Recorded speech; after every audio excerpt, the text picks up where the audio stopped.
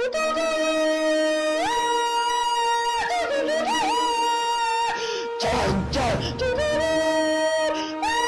everyone, I hope you are doing well and I hope you are safe and healthy. Today I will solve tutorial 5. We had 2 questions in that tutorial, so I will try and solve both of them. It's going to take a while, especially the first question is a bit long, but slowly but surely we can find ways to solve the problem. So let's start. First question, we are given an inventory problem and we are told that we have 3 months, and in those 3 months we have different demands. For example, we know that in the first month the demand is 200, second month 300, and third month 300.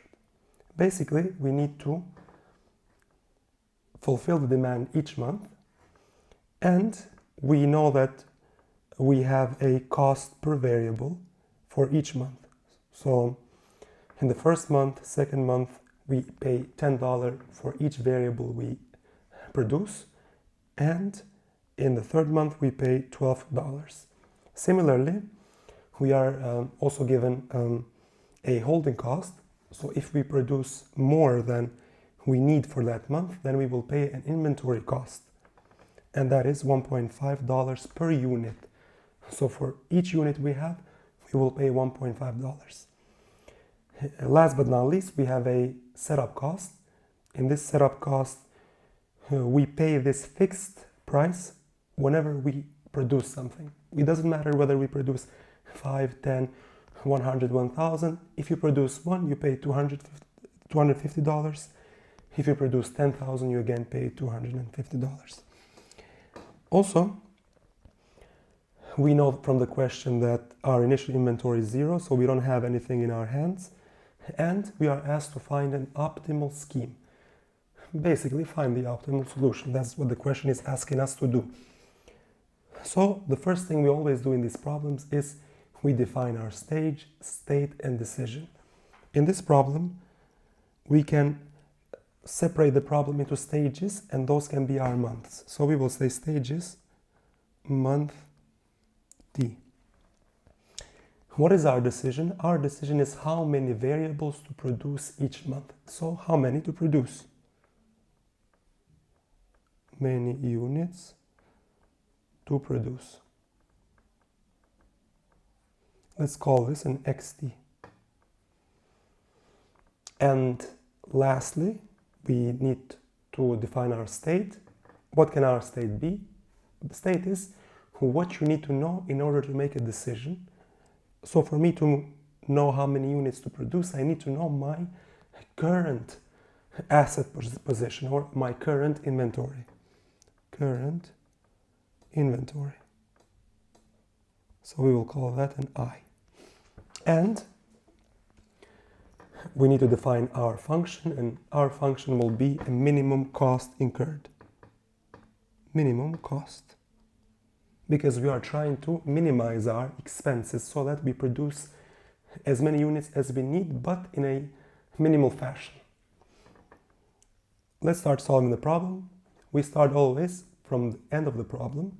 Supposedly, in this case, we start from stage 3 or month 3. Stage 3. All right. So we have some possibilities. We can start month 3 with 0 units in our hand. If we have 0 units in our hand, then we need to produce 300 units in order to fulfill our demand. Because in here we were given, okay, so this is a 300, it's a mistake I made. So here we need to fulfill the demand, and demand is 300. So we will basically go and fulfill the demand. I have 0 units in my inventory, then I will produce 300. So I have a setup cost that is 250 plus $12 for each unit I manufacture, multiplied by 300 units, and that is 3,850. X30 produce 300 units. I can go to the third month with 100 units.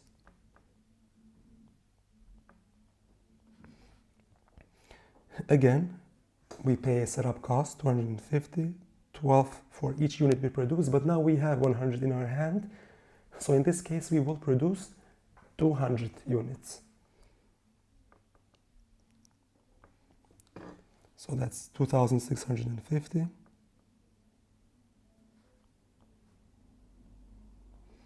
If I go to the third month with 100 units, I produce 200 units. I can go to the third month with 200 units. Then my demand is 300, so I need to produce 100 units.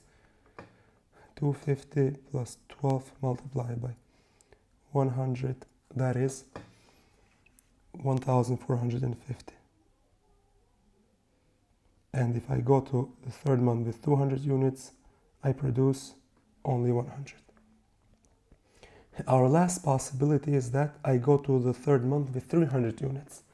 I know, as I said earlier, the demand is 300 units. So I already have 300 units in my pocket. So do I need to produce anything? No, I don't need to produce anything. So we will say 0. If I start third month with 300 units, then I will produce 0 units. Basically, these are all the options we have for the third month. Now we need to go to the second month. Stage 2. And brace yourselves, this is going to take a while to finish this stage. It's a bit long. I can start month 2 with 0 units in my hand, right? And I know that the demand for the second month is 300 units. So I need to fulfill that demand. At least I need to have 300 so that I can sell for that month. And then I can think of producing more for the upcoming months. So I can have 0 units in the beginning of the second month. If I have 0 units, then I need to sell 300. So I can have 300, I can have 400, 500, or 600. Why? Because I can produce 300 and I can sell it for the first month. I can produce 400, sell 300 in the second month, and 100 for the third month. 500, 300 for the second one, 200 for the third one, and so on. So basically, we pay $250 for setup. Now we pay $10 because in the question we were given $10 here. So $10 per unit. And how many are we producing? We are producing 300. Plus, do we go to the next stage with any extra units? No, we don't go. So we don't pay for a holding cost. 1.5 multiplied by 0, and we go to the third stage with 0 units in our hand, and that is $7,100. Or I can decide to produce 100 extra units. So in that case, I pay 250 for setup, 10 multiplied by 400 because I am producing 400 units, 1.5 multiplied. Now I am producing 100 extra units, so they will stay in my inventory. Those are extra costs, the holding cost. So I need to pay 1.5 per each unit, and I'll go to the next stage with 100 units. So that is 7,050. So hopefully you can understand what I wrote here.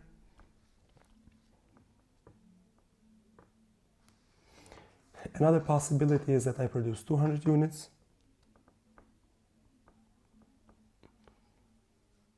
In this case, I will produce 500, 1.5 multiplied by 200 extra units, and I go to the next stage with 200 extra units. In this case, it's going to cost me $7,000.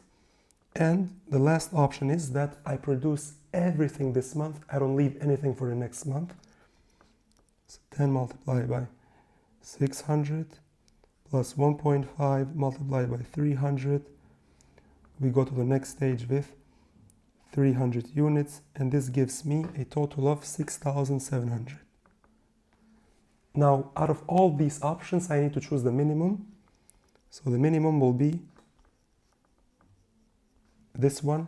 So we say if you start the second month with 0 units, then produce 600 units for the second month and the third month, all of it together, so that we have a optimal solution. So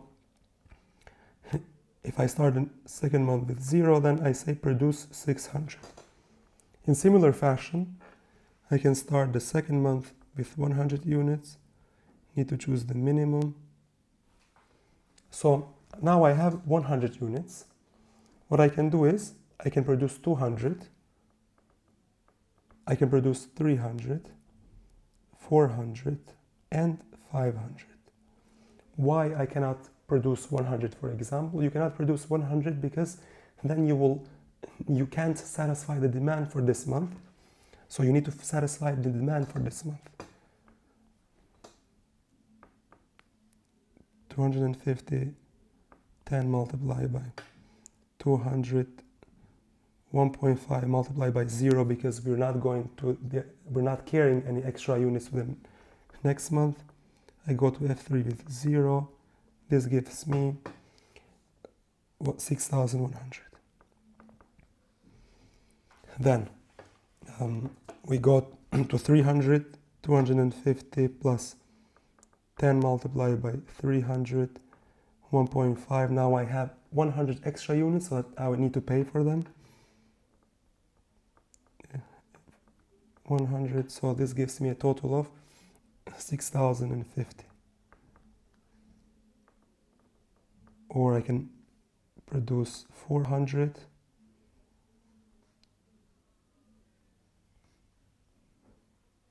And this gives me a total of 6,000. Or I can decide to produce 500 units, go to the next month with 300 extra units, and my total will be 5,700. Again, here we need to choose the minimum of the month. So basically the minimum is here. So we say if I start the second month with 100 units, then we need to produce 500 units. For the next stages, I am going to fast forward it a bit. So if you have problems, you need to stop the video and check it out. Because the logic basically is the same, it's not going to change anything. I'm just going to fast forward it.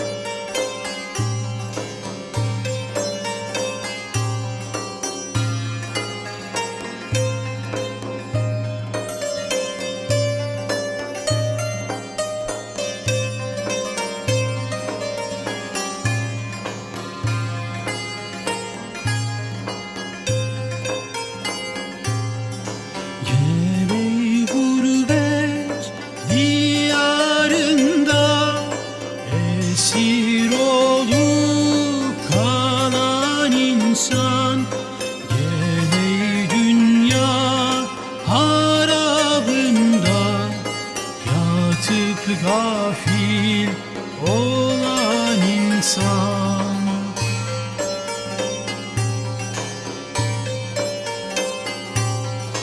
gözün aç perdeyi kaldır, duracak yer mi gördün ya?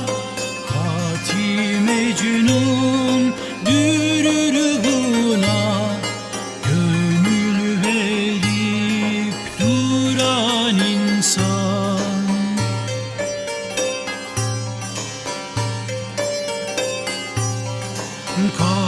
beste tütiye şeker verirler hiç karar etmez acep niçin karar eder bu zindana giren insan.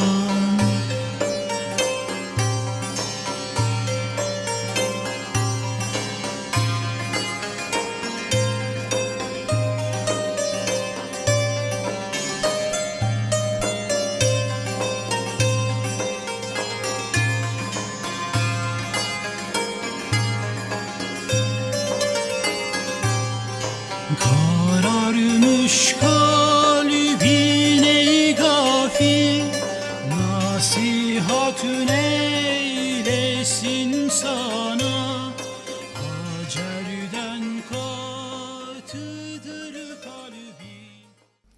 We have reached the last step now, and in the last step we have 600 units in our inventory.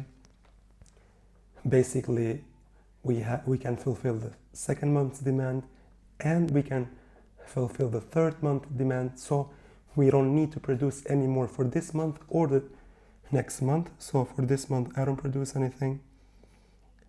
I don't produce anything also for the next month. All I need to pay for the extra cost that I keep the units in the inventory.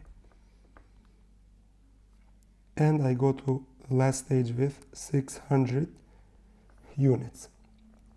And the total is, I go to the last stage with 300 units.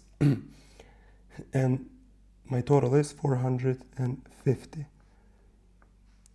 X to 600 equals to 0. Do not produce anything, basically. So far we have done all the computation, the possibilities for the second month. Now we need to go back and do the same for the first month. So stage 1. Now we know also that in the given problem, completely in the beginning of the problem, we are given the initial inventory, which is here. And we know that we are starting the problem with 0 units in our inventory. Now for the first month we don't need to do all the possibilities because I know that I have 0 units in my inventory. So in the first month I start with 0. I will choose the minimum. What is the demand for the first month? It is 200 radios for the first month. So I need to produce at least 200 units. 200, or I can produce extra ones. How much I can produce? I can produce up to 800.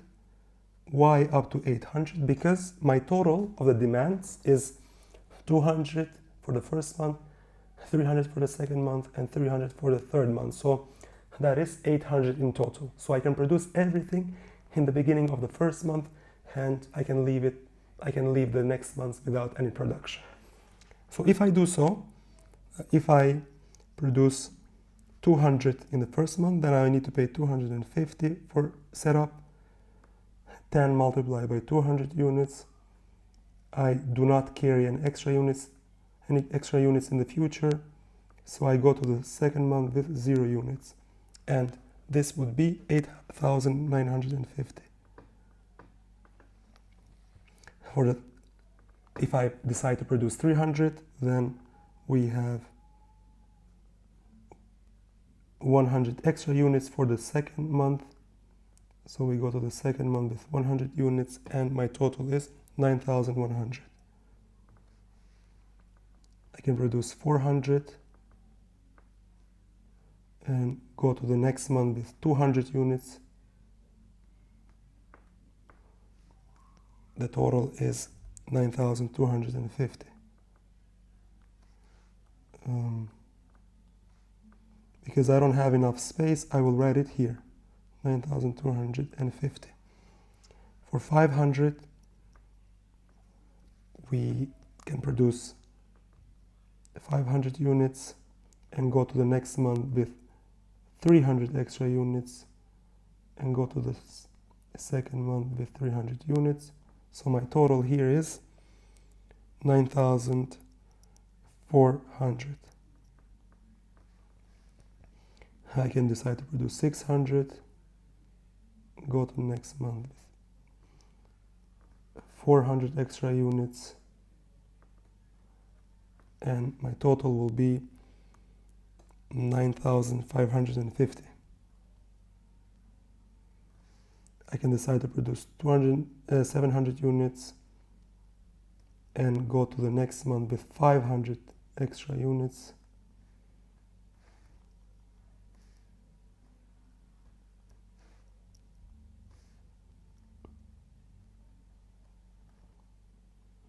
And the total will be, I will write it here, sorry about the mess, 9,700,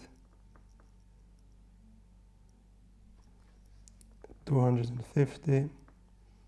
If I decide to produce 800, 1.5 multiplied by 600, and I go to the next month with 600 units, this gives me a total of 9,600. We choose the minimum of all this mess I've created here, and the minimum is the first month here, 8,950. So basically, if I start the problem then in this case I say produce 200 units. So to recap the entire problem, let's track the problem so that we know how much to produce each month. We know that in the first month I need to produce 200 units. And how do I go to the next month? So produce 200 in the first month. How do I go to the next month? I go to F20. So F20 is here. F20 gives me 600. So basically, the optimal solution to this problem is produce 200 units in the first month and then produce the rest of them for the second and the third month in the second month. So this is the answer to the first one. In this problem, we are trying to go from Bloomington to Cleveland, and the problem that was given in the question was the graph was quite complicated. So in order for you to understand it clearly so that we can separate the stages, I recreated the graph so that it's easier for us to understand. Bear in mind that we can solve these problems in various different ways, but the reason I chose this particular method is for you to understand the problem in the easiest possible way. So one more time, I know that I have to go from Bloomington to Cleveland, and for me to go there I need to select the minimum traveling time. I can go through Indiana, or I can go through Cincinnati, and so on and so forth. In this question, we are given only the traveling time. You're not dealing with profits or any other costs. All we care about is the traveling time. So I have separated the problem into stages, different stages. So we will say stage equals to stage T. Decision. What is our decision? We are trying to decide where to go next. Where to go next. Let's call this XT. And in order for me to make a decision, what do I need to know? I need to know my current location. So state is current location. And we will call that an I. You need also to define the objective function. The objective function is the minimum time. Okay, so let's start solving the problem from stage number 4. So stage 4, let's suppose we are in Indiana. F4 Indiana. Oops, sorry about that. If I am in Indiana, do I have any choice? No, I have only one path that I can take.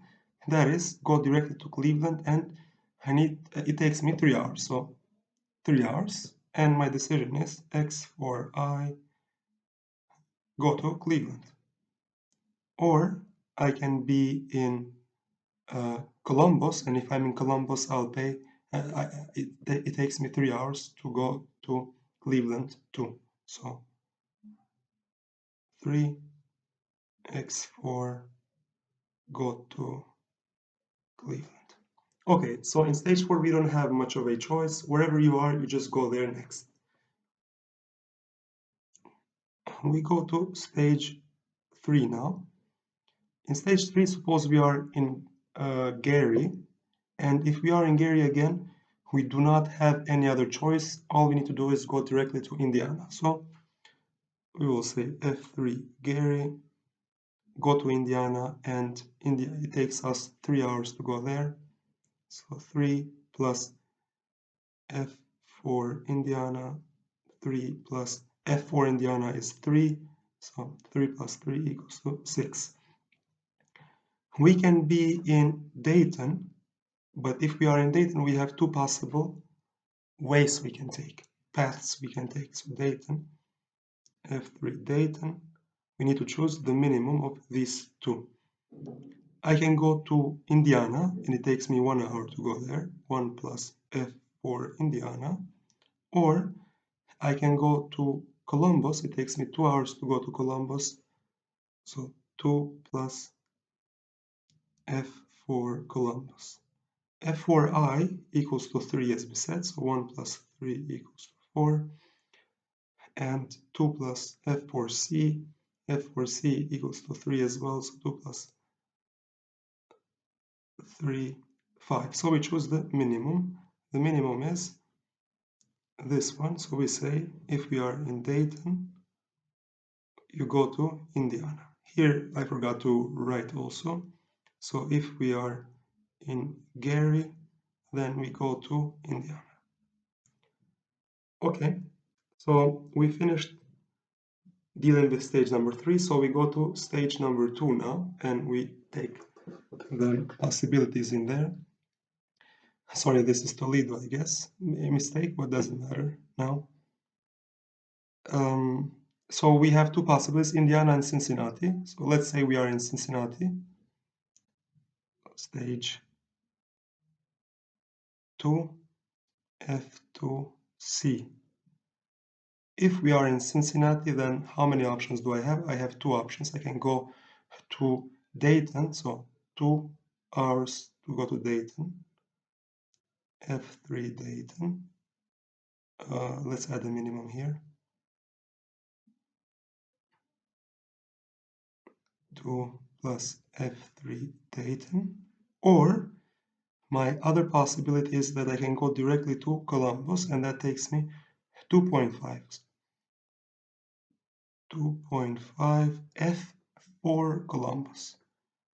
So F3 Dayton is 4, and F4 Columbus is 3. So 2 plus 4, 2 plus 3, which was the minimum.